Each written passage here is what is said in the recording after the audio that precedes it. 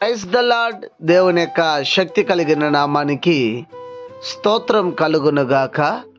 ఈరోజు దేవుని యొక్క వాగ్దానము కీర్తనల గ్రంథము 145వ సంకీర్తన 18వ చరణము.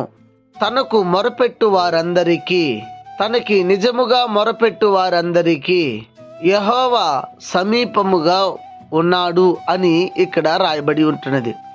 ఇక్కడ రెండు విషయాలని మనం గమనించాలి.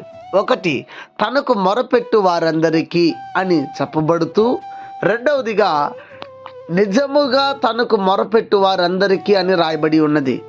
మొరపెట్టడం వేరే, నిజముగా మొరపెట్టడం వేరే. పిలవడం వేరే, నిజముగా మరి పై మాటకి పిలవడం, మరి ఆ అంతరాత్మలో నుంచి మరి పిలవడం వేరే అన్న విషయాన్ని ఇక్కడ వాక్యము సూచిస్తూ ఉంది, తెలియచేస్తూ ఉంది. అయితే ఇక్కడ నిజముగా ఎవరైతే మొరపెడతారో వారికి యెహోవా సమీపంగా ఉంటాడని కూడా ఇక్కడ చెప్పబడుతుంది. నిజంగా నువ్వు ఎలా ప్రార్థన చేస్తున్నావు? పేరుకే ప్రార్థన చేస్తున్నావా? పేరుకే ప్రార్థన చేస్తూ ఉంటే నీ ప్రార్థనకి ఎంత మాత్రమును ఎన్ని రోజులు చేసినా సమాధానం అనేది రాదు. నీవు నిజముగా మొరపెట్టినట్లయితే నువ్వు చేసే ప్రార్థనకి సమాధానం వస్తుంది. అది ప్రార్థన మాత్రమే కాదు, నువ్వు ఏదైతే దేవుని దగ్గర ఏ విషయాన్ని బట్టి ప్రార్థన చేస్తావో ఆ విషయము నెరవేర్చబడాలంటే నువ్వు నిజముగా దేవుని దగ్గర ఏం చేయాలి? మొరపెట్టాలి. నువ్వు నిజముగా మొరపెడితే అప్పుడు దేవుడు నీ ప్రార్థనని ఆలకిస్తాడు, నీ ప్రార్థనని అంగీకరిస్తాడు. మరి నువ్వు ఎలా చేస్తున్నావు?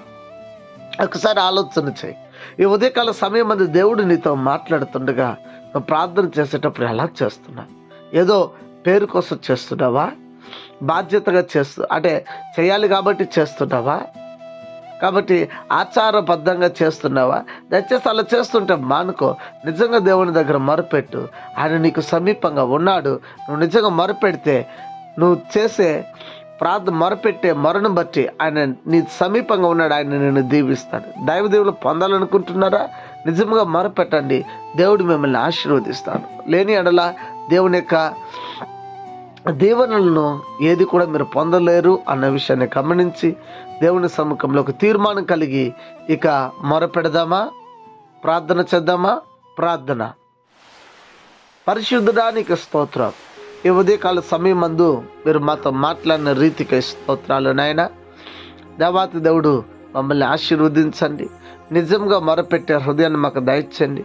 పేరు కోసం మేము మొరపెట్టకుండా, దేవ నామకార్థ క్రైస్తవ ప్రార్థనలు మేము చేయకుండా యథార్థవంతమైన ప్రార్థన చేయుటకు అట్టి నూతన మనసుని మాకు దయచేయమని, ఎవరైతే మీ సమ్ముఖంలో ఈ వాగ్దానాన్ని విని ప్రార్థన చేస్తున్నారో వారందరికీ మంచి హృదయాన్ని, నిజంగా మొరపెట్టే అనుభవాన్ని దయచేయమని మీ సమ్ముఖంలో వేడుకొనిచున్నాను.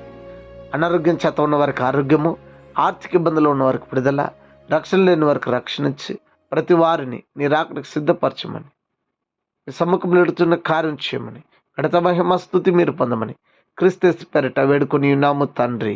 ఆమెన్. God bless you. దేవుడు మిమ్మల్ని దీవించి ఆశీర్వదించునుగాక. ఆమెన్.